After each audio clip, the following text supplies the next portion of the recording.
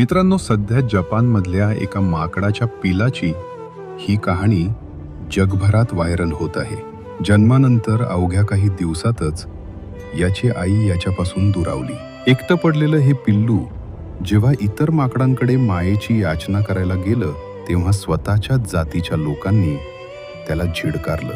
कधी कधी निसर्गाचे खेळ पाहून असं वाटतं की नशिबाचे तडाखे फक्त माणसांनाच नाही तर या अबोल जीवांनाही तितकेच सोसावे लागतात. ज्या वयात आईच्या कुशीत ऊब मिळायला हवी होती, ज्या वयात आईच्या पाठीवर बसून झाडाझुडपात बागडायला हवं होतं, त्या वयात हे पिल्लू एका निर्जीव खेळण्याला आपली आई समजून बिलगलंय.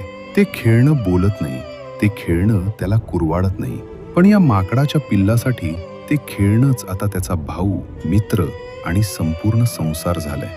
दुर्दैव बघा, रक्ताची नाती जेव्हा पाठ फिरवतात तेव्हा एका निर्जीव वस्तूकडे मायेची याचना करण्याची वेळ येते. आजूबाजूला स्वतःची जात असूनही कुणी त्याला जवळ घेत नाहीये. तो टेडी बियर कदाचित कापसाचा असेल, पण या पिल्लासाठी तोच एकमेव आधार आहे जो त्याला परक मानत नाही. हे दृश्य पाहून काळजात धस्स होतं. पण मित्रांनो, ही कहाणी आपल्याला एक खूप मोठं सत्य सांगून जाते. तुमच्याकडे कितीही पैसा असू द्या, आलिशान गाड्या किंवा मोठे फ्लॅट्स असू द्या, पण जर तुमच्याकडे तुमचा हक्काचा माणूस, त्याचं प्रेम आणि आधार नसेल तर हे सगळं शून्य आहे. एक कटू सत्य सांगू, बाजारात सगळं विकत मिळेल हो, पण आई नावाचं दैवत कुठल्याच दुकानात मिळत नाही.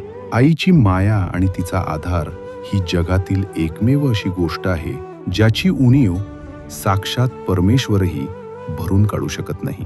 मित्रांनो, जर आज तुमची आई तुमच्यासोबत असेल तर नशीबवान समजा.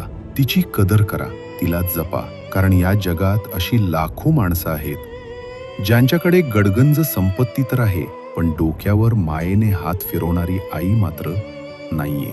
पैसा कमवाल हो, पण माणसं आणि त्यांच्यातली माया गमावू नका, कारण शेवटच्या श्वासाला सोबत पैसा नाही तर तुमच्या माणसांची ओढच कामाला येते.